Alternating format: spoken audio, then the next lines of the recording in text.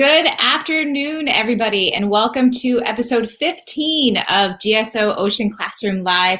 Hello to all of our audiences today on Facebook, YouTube, and Periscope through Twitter. And as always, thank you to the Devereux Ocean Foundation for their generous support of today's episode. My name is Holly Morin. I am a marine biologist and science communicator with the Inner Space Center at the University of Rhode Island's Graduate School of Oceanography. And I will again be your host today. And just as before, we want to keep these programs super conversational, and your input and questions are very critical to the success of today's program. So you can ask questions at any time during the broadcast. So if you're watching in Facebook, there's that comment feature right underneath the video that you can type in your questions there. And then the same type of feature exists on YouTube as well. And we will get to as many questions as we can today as possible. I'm actually going to kick things off and ask you all a question. We always like to know, where is our audience today? Where are you all tuning in from? So take a moment and type in your city and state into the chat box there on Facebook or YouTube. And you know what? Let's add another question to it. Why don't you let us all know what excites you about the ocean while you're letting us know where you're all tuning in from today. So where are you from? What excites you about the ocean? It's chilly here in Rhode Island, so let's definitely get warmed up and get things going. So as you're all typing in those answers, I want to remind everybody to definitely follow along URI and GSO, the Inner Space Center, on Facebook, Twitter, all those different social media handles, and YouTube, so that you want to make sure you're able to stay in tune and follow along to get updates about these programs and other offerings that will come up throughout the rest of the year. And if you're watching a replay, we will, if you have questions, definitely type those in as well, and we will try to get back to them and answer as many as we can. So, today's Ocean Classroom, like I said, this is actually going to be the second episode in a 4-part series. And we're basically talking about all of the different paths toward a future in ocean science. But before we dive into that, I do want to flip back. We had a 3-part series about hurricanes, and the hurricane season is not quite over as of yet. So we're actually still going strong. In 2020, the season has actually broken all types of records, including being the most storms named in one season. So we're on 31 now. We have Iota that's kicking around down in Central America. So we're in the Greek alphabet now. And this was actually a Category 5 hurricane that it was a Category 4, I believe, when it impacted Central America. And it made landfall in an area only about 15 miles, give or take, south of where ET, another tropical system, had made impact from the other direction, not about 2 weeks prior. And the interesting tidbits about this is that not only was it the 31st named storm of the 2020 season, so I believe it was 28, so we've well broken that record from 2005, but there were only 4 Category 4 or 5 hurricanes prior to 2020 that ever made landfall in Nicaragua. And now they've had 2 of those in the span of 2 weeks. So this has been one hurricane season for the record books. And if it's going to wind down in November, who knows? So I don't know, have we gone ahead? Have we typed in where everybody's tuning in from today? Have you guys gone ahead and let us know where you're coming from? Foxborough, Mass. This is my sister. Glad to have you with us today, Patty. And she loves the ocean. She has a house down on the Cape. Loves the ocean. Life Force. Love it, Barb. Turning in from Delaware. That's a great reference. In Bangladesh, wow, it feeds us and gives us enjoyable atmosphere, the environment to heal our heart and mind. Yes, I do believe it completely feeds our souls. It's something something about being on the coast, smelling the salt air, listening to the water, it really does do a lot for your mind and soul. And Fairfax, Virginia, Michael, glad to have us with you again. Originally from Colorado, what excites you? Marine science, it's exciting my students about the topic. Water, like mountains, offers a great deal of exploration and inquiry. Yes, there's so much that we don't know about the ocean, the deep sea. Lots to always explore, lots to understand. I love that. This is fantastic. And welcome, everybody. No matter where you all are tuning in today, we're happy to have you with us. So today's program, like I said, we're going to talk more about the pathways to an ocean science career. And it may not be exactly what you think it is. My pathway to where I am now has definitely kind of been some zigs and zags, and that's the best part about it. It keeps you on your toes and keeps things exciting. So we're going to connect today. Last episode, we were talking with current undergraduate students. Now we're going to kind of open up the the next chapter in this book. We're going to connect with current undergraduate, graduate students, as well as a faculty member here at URI GSO, and get a glimpse into their world, their experiences, what got them interested into ocean science. And it's really kind of nice that you have these three different facets. So think about that today as you're thinking about questions that you might have, and that you really do have right here at your fingertips, somebody who's an undergraduate, somebody who's a graduate student, and then somebody who's currently doing active ocean research and also teaching students as well. So really great to have those perspectives.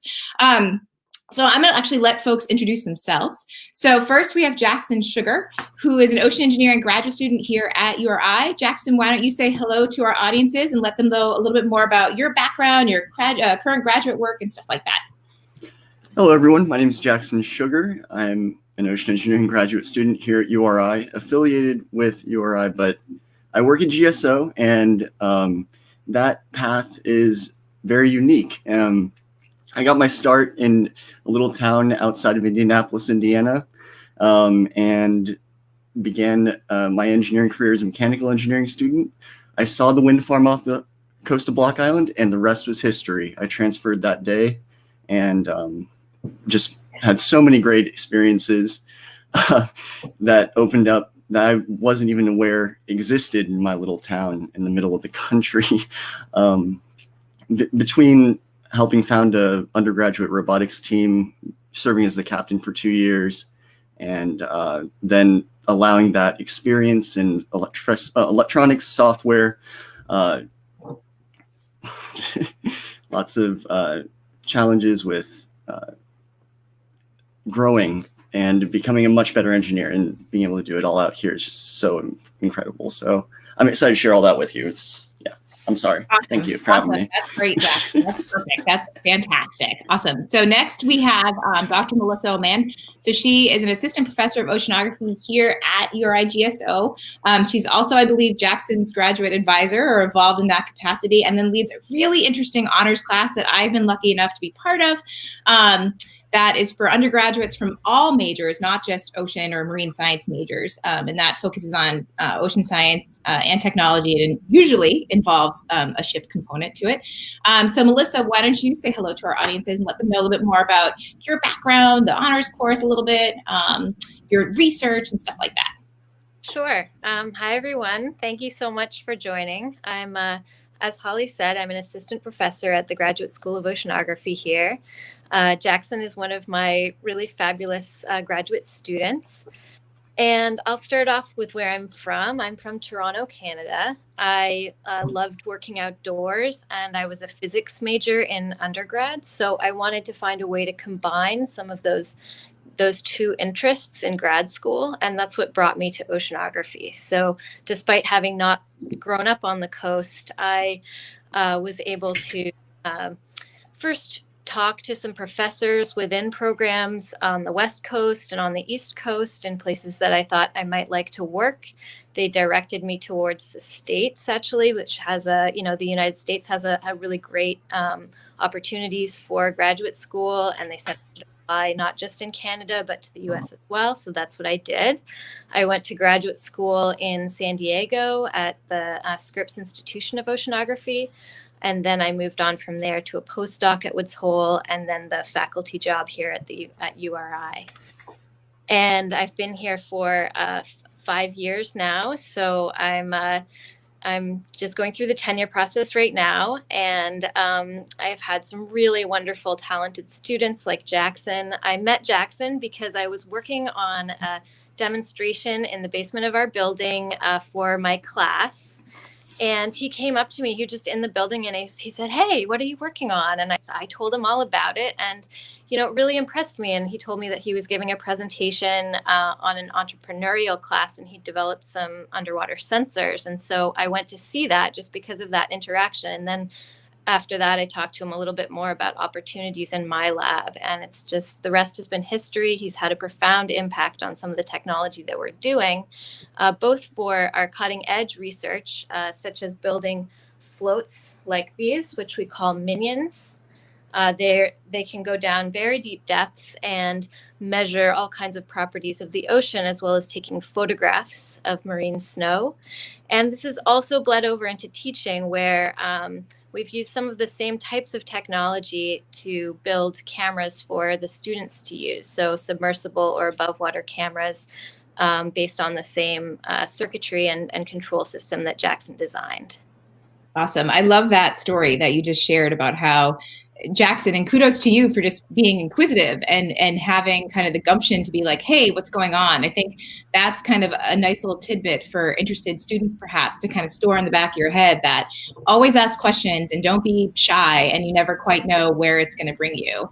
And so Dan is our last guest today, and he's rounding out the undergraduate chapter of this group. So Dan's a current undergrad here at URI, and he's also a student in Dr. Oman's honors course that I had mentioned. So Dan, why don't you say hello and tell our audience a little bit about your path to ocean science, and then your current work in Dr. Oman's honors course as well. All right, yeah. So as she said, my name's Dan Mullaney. I'm an undergraduate student here at URI in civil engineering. As far as my path to ocean science, it's quite a bit shorter than the other paths that you've seen thus far. You know, I was with the honors program and looking for a colloquium to take, and I saw Professor Oman's, and I thought, you know, a colloquium in STEM studying the ocean, what could be better than that? So I signed up. You know, I've always been interested in the ocean. I enjoyed going to the beach as a kid, and I've always especially enjoyed going back to the beach after hurricanes and big storms and, you know, looking at where the sands moved around to, how things have changed, which buildings survived, which buildings didn't. So, you know, when I heard that class, due to COVID, we weren't going to be able to go out on the ship, but it was going to be instead sort of open-ended research, I started looking into how I could maybe apply that to studying erosion, because as a civil engineer, you know, looking at how erosion affects structures and stuff like that is very relevant to my major.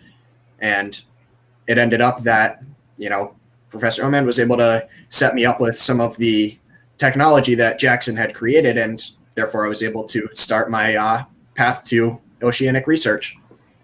That's fantastic. And I love all these dots that are being connected, and not necessarily in a straight path per se, or all purely ocean science. You know, it's just a really interesting scope that we have here. And I want to remind everybody to definitely ask questions, and it can be about anything. It could be about the work that each of these individuals is currently conducting. It can be about their experiences. It could be what their favorite thing to eat for dinner is. I'm being serious. Any question that you might have, we definitely want to get to those, as many as we can today, even if it's life on a ship or other aspects, or how hard is your field research, or even with Dan and doing his work because of COVID and how things have shifted, and the same thing for Dr. Oman as well. So if you have a question, type those in, and we will get to as many of those as we can today.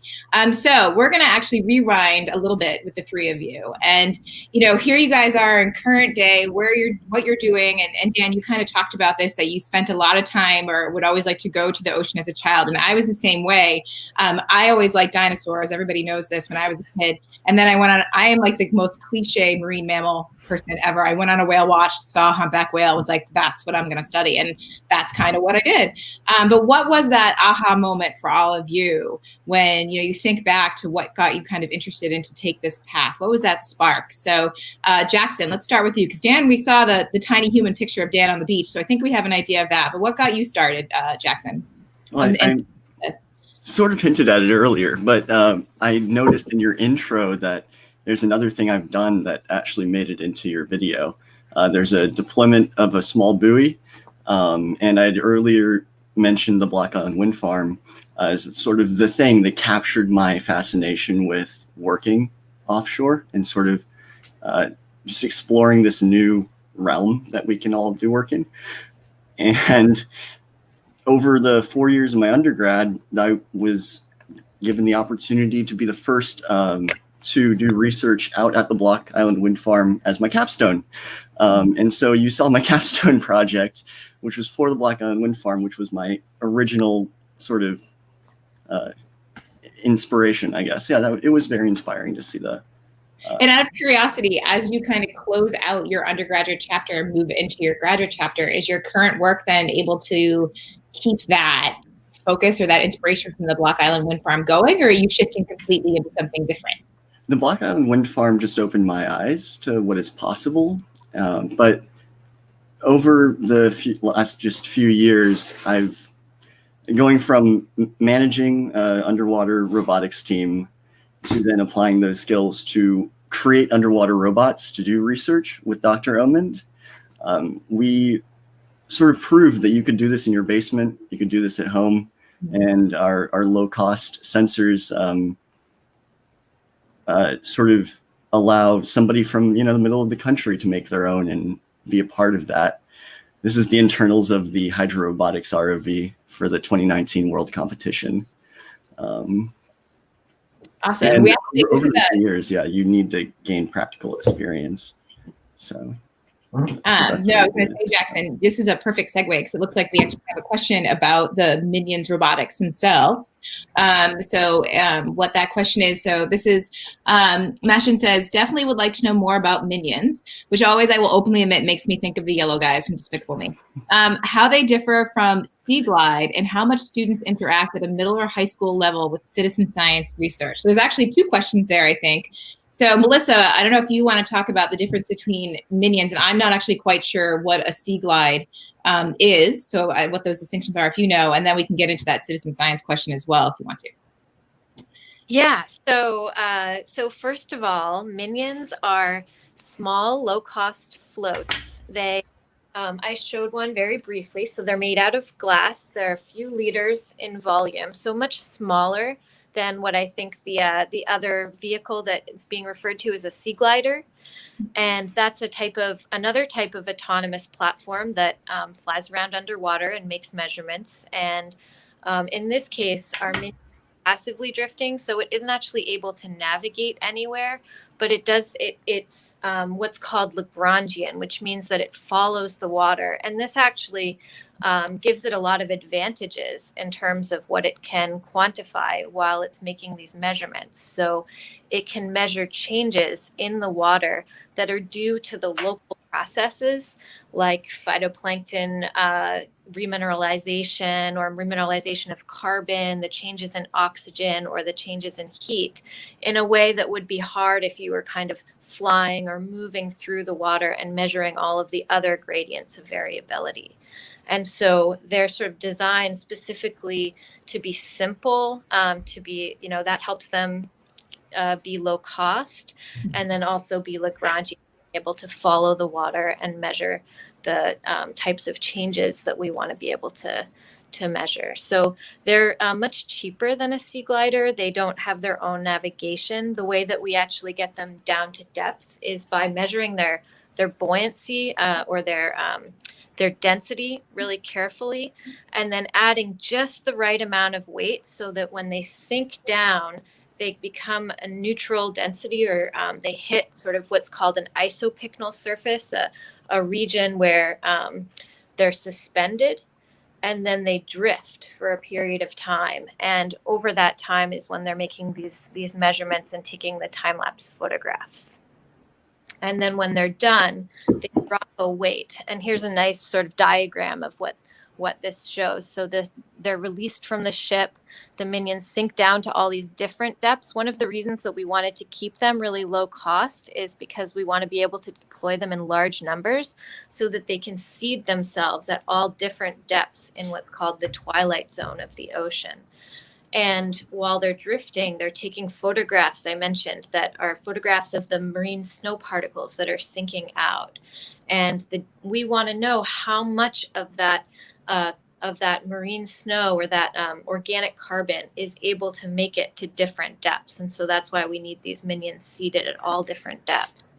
And when they're done, they drop a weight. And once that weight is dropped, now they're positively buoyant. So they pop up to the surface. And from there, they're able to transmit their data and their positions so that we can either receive the data through satellites or go pick them up. Now, these are a little different. What you have and you're showing here are, from what I recall, they're a little bit different than the ones that the students built that were deployed off the Endeavor, so GSO's vessel, last year. I don't know if those ones were smaller, but I remember those ones were all put on a chain that then floated, and all the cameras were put on a chain, correct? That's exactly right. So basically, the class version of the Minions just has the time lapse camera, and so it doesn't have any of the other sort of functions of the Minion. And this was just for trying to see what we could see by having each of these cameras located along a vertical chain in the water and suspended by a buoy. And it was really a great experience because these students actually built their cameras. And then this is actually footage from on board the vessel where they were kind of finalizing things. And then they all got hooked up onto that long string and deployed. And they did, I remember the major thing was, okay, that they survived, right? I don't remember any of them. I don't think any of them flooded, which was great. And then they did capture imagery. So to some extent, they did work. And I know it was really R&D where you were talking about how you could tilt the cameras more and other types of tweaks to the system that might need to be made. But it was a really great experience, I think, for the students to be able to have that opportunity to build those different things. And I know the other part of the question was looking at, middle and high school students in citizen science. I'm not sure about these types of instruments being built, but there are a lot of other simple tools that students can look to either build or other projects to definitely get involved with that are looking at monitoring and contributing data to larger data sets over time. I don't know, Melissa, if you're aware of any other programs that are similar to this that could be done with high school and middle school students. Oh, definitely. And I can share some of those links with you, and you can share them when you repost this. So yeah, there's absolutely all kinds of different exciting projects that are, maybe sourced from the academic research realm, but then become applicable in classroom settings as the technology becomes more accessible, cheaper, easier to build. Awesome. Yeah, and we're getting a lot of questions now that we talked about the cameras being deployed and what they're taking pictures of. So it looks like we have a question about marine snow and about, do we have any photographs of marine snow, whether it be from these Minions? I know there's other imagery that can be captured using other tools. And then how many of these Minions are released at one time?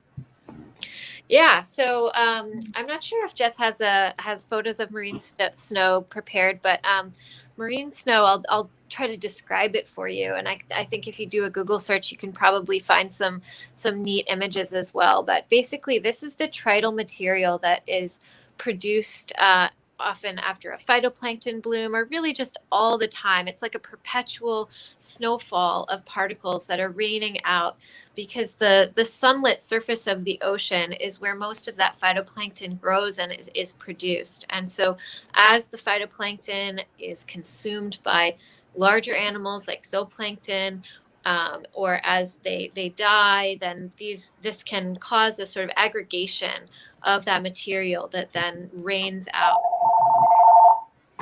Really what provides the primary source of food for animals that live in the deep sea, and is also, as I mentioned, an important contributor to the carbon cycle of the ocean. So it's really important for us to understand how this process might change under a changing climate. Awesome. Thanks, Melissa. So Dan, I have a question for you. Remind me again what year you are at URI? So I'm a sophomore. Okay, perfect. So are there any clubs or organizations as an undergrad or maybe even at a high school level that you were able to get involved with, even from a civil engineering perspective, that kind of helped you, or just things that you got involved in that were interesting to you that led you to this path? So as far as in high school, I really did not join any academic clubs. In all honesty, the only things I did was hockey and band. However, I would say if anyone is watching this that's in high school, my recommendation to you would be, regardless of what you're planning on going into, whether you think it's going to be ocean science or not, just be aware that you don't have to have that figured out before you go into college. And I would also highly recommend, take as many college courses early as you can, whether they be AP courses or dual enrollment, or maybe even summer courses at your local community college.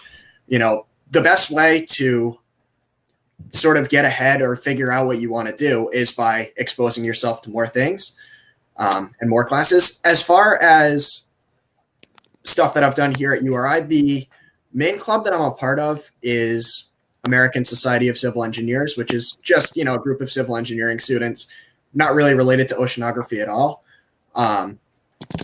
That being said, I do enjoy surfing, which has allowed me to, look at coastal erosion, especially at local spots like in Matunic or Narragansett. By going there on a regular basis, it makes it very easy to notice when things change. I feel like surfing is something that connects a lot of students here at URI, because one of our undergraduates that was participating in the last episode was a surfer, and that's actually what got him interested, because he's been surfing for, I think, a decade. I am not a surfer. I'm not that coordinated. I would just fall off a surfboard in a heartbeat, I feel like. But I think that it's something that that connection that we kind of all talked about early on in the program. What excites us, that having that connection to the water, to the beach, to the ocean is so important. All right, so we have another question, and this question is, what instrument, Dan, did you play in band? See, you get asked anything during these programs, gotta love it. I played euphonium and a little bit of trombone. What is a euphonium? I have no idea what a euphonium is. It's sort of like a half-size tuba. Playing at sort of more like an intermediate, blanking on the word, but like a tuba is deep and a trumpet is high pitched. The euphonium is somewhere in between. Yeah, fantastic. Do you still play? Not as much as I'd like to now. That's all right. That's great, though. I think that having something to do. I mean, I was kind of the same way, Dan, in high school. I wasn't on a whole lot of academic things, but I played field hockey, and I definitely appreciate that. It was, that's goes back to learning team, how to be part of a team and how to communicate. All those little things that you do and these various types of experiences you have, they really do come into play later on. Jackson, with the Underwater Robotics Club, how did you get involved with that? Was it something that you could just kind of elect to go do, or did you have to get invited to join it? How did that work? So it's a really strange circumstance of events that resulted in the 2016 robotics run to Worlds. We were put together by Scott Hara here on the far left on your screen, who was a grad student in the past in Professor Roman's lab. He was very involved in the autonomous surface vehicle team in years past at URI before it was later disbanded because people weren't interested in it. As a grad student, he saw a need that, there needs to be an undergrad club at URI for robotics. And so he found some undergrads that were interested. And in about 6 months, we went from having nothing to a full robot. And we went to the Neutral Buoyancy Lab in Houston, Texas, and deployed next to the International Space Station, which was pretty unique. Wow. And then... Yeah, and so electronics and software became my specialty, and over the next 4 years, I got to learn on the job and build out my expertise. This is my last iteration of the robotics hat, essentially a circuit board that does all of the I/O splitting off, motor controlling and light control nonsense, everything you could imagine that an ROV would need to be capable of. That's taken care of. And being able to do this with a team and fundraising, as a whole other thing that you have to take care of, running the team like a business. The Marine Advanced Technology Education MATE ROV competition is still I would say it's the most influential part of my undergrad time. I learned so much that you just don't get a chance to do in school. Our budget my last year was $14,000 that we had to not only, build the robot, but also get all our marketing supplies together, send the team out to Worlds, which took place in Tennessee that year. We drove, which was just a whole lot of fun. I can't say anything more. It's just that's how you go from interest to knowing full well what you want to do. Is you actually immerse yourself, and you ideally get somebody else to pay for it, right? we were blessed to have amazing sponsors like Raytheon and SolidWorks and Navitec and the Newick. All of these local Rhode Island-based ocean engineering-related industry that we all got exposed to over the course of the team. So that's great. I would highly encourage. And again, it didn't exist when I was a freshman. It took a bunch of us coming together and deciding that's what we wanted to do. And that's another great tidbit of advice to pass along too, is that if there's something that you're interested in and you don't see an opportunity to either get involved in it or not at your local institution or at your school, just because it's not there yet doesn't mean it's never going to be there or not something that you can then make happen. And, it's really the power of just, having that drive or wanting something to happen that, it's cliche, but you can make it happen, Jackson. And exactly what you're talking about there with the underwater robotics group is that's how it kind of came to be. And I think that's just a really, really great story. And you talk about managing the funding side of it and all the planning and the coordination that goes into it. And again, those are skills that you're going to carry forward into a career as well. All these different things about communication, time management, budgets. These are all things we have to learn as you move forward in your career and how you do those things. Not only do them well, do them efficiently, and it's all definitely a challenge for sure. So I want to thank our guests today. This was really great, wonderful conversation. And to our audiences, you had some really fantastic questions. I wanted to do a quick wrap up today of some of the big takeaways that I kind of heard with our guests or some of the things that we're saying. And one thing was that there's a lot of different perspectives, or nothing is fully ever defined. So if you think about Dan, and he's a civil engineer, and how he found connections to ocean science, even though it's not necessarily something you would put in that box straight out. And then even Jackson just talking about his underwater robotics experience and with that club, it wasn't defined, and he and other students were able to make that happen. So that it goes along with that. You never quite know what something's going to be, or I think about the ocean, how it's unexplored. We never quite know what's there until you look. And the same thing goes with sorting out and figuring out your path in ocean science. We always like to give a little bit of homework because this technically is a classroom. So what I've been doing with these conversations is asking our guests if they have any advice for aspiring students, folks that are interested in a career in ocean science. I know you guys have actually offered some really sage advice already. I always tell folks to dabble. That's my constant one. It's just as important to figure out what you don't like, which Dan, I think you were hinting at this as well, to figure out what you don't like in addition to what you do like. But also, I like to tell students, you're not just a statistic. My mouth is going too quickly for me today. That you're not just a testing number. So don't get hung up on your GREs, your SATs, all of that. That it's a full package. That universities, graduate advisors, they like to look at everything that a student has done, not just their numbers and how well they tested. So try not to get too hung up on that. It's part of the package, but not the whole package for sure. Dr. Roman, do you have any advice for aspiring students? I don't know. I love what you just said. When I look for students, I read what they write, and I try to talk to them. And the most important thing that I want to see, and I saw this sort of in spades with Jackson, was just enthusiasm, and I think and creativity. And those things are really, they don't necessarily always show up on the exams. And so, having as many face-to-face opportunities or immersion opportunities, hands-on opportunities as you can get will really not just enhance your ideas about what you want to do, but also enhance that package. I love that. I love that enthusiasm and creativity. You're completely right. They don't show up in a testing number for sure.